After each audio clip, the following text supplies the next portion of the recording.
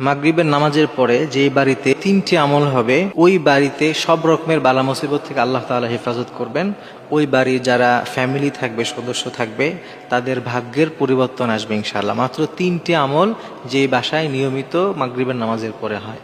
এর মধ্যে 1 নম্বর হচ্ছে, মাগরিবের আজান যখন দিয়ে দিবে তখন বিসমিল্লাহ বলে ঘরের দরজা এবং জানলাটা বন্ধ করে দেয়। এটা হচ্ছে 1 নম্বর আমল। আগে অনেক সময় শুনতেন যে মুরব্বীরা বলতো যে আজান দিয়ে দিছে মাগরিবে, ঘরের দরজা জানলা বন্ধ করো। অনেকে এটাকে কুসংস্কার মনে করে, কিন্তু হাদিসের মধ্যে নবীজি বলেছেন বিসমিল্লাহ বলে তোমরা ঘরের দরজা এবং জানালা বন্ধ করে দাও, তাহলে দুষ্টু জিন এবং শয়তান ওই ঘরে ঢুকতে পারবে না। সুবহানাল্লাহ। এই জন্য আপনার ঘরের যদি জিন সহ কালো জাদু, ব্ল্যাক ম্যাজিক, কুফুরি এগুলো থেকে বাঁচতে চান, শয়তান থেকে বাঁচতে চান, মাগরিবের সময় আপনার প্রথম কাজ হবে বিসমিল্লাহ বলে তারপরে ঘরের দরজা এবং জানলা বন্ধ করে দেবেন। এটা হচ্ছে 1 নম্বর।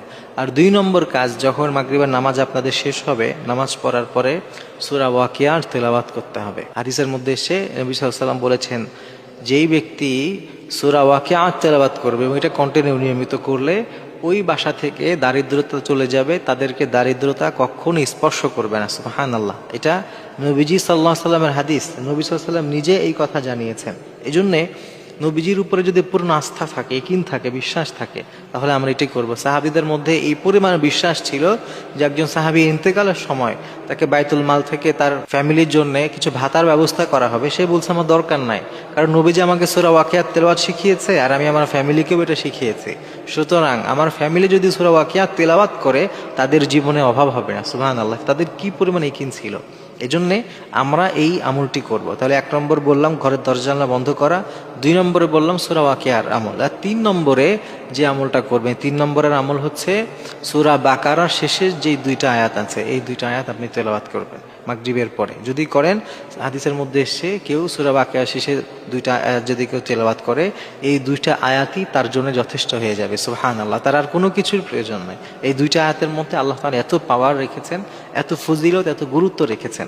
এজন্যে মাগরিবের নামাজের পরে কিংবা মাগরিবের সময় অবশ্যই এই 3টা আমল আমাদের বাসায় চালু করা চাই। আমাদের ফ্যামিলি যারা সদস্য আছে তাদেরকে এই আমলগুলো শিক্ষা দেওয়া চাই। বিশেষ করে বাচ্চা যারা আছে, যারা একটু কোরআন পড়া শিখেছে, প্রত্যেকটা বাসায়, প্রত্যেকটা ঘরে ঘরে এই আমলগুলো হওয়া জরুরি। এখন দেখবেন অধিকাংশ ঘরে নানান রকমের কুফরি কালাম, নানান রকমের জাদুটনা আগের তুলনায় অনেক বেড়ে গেছে।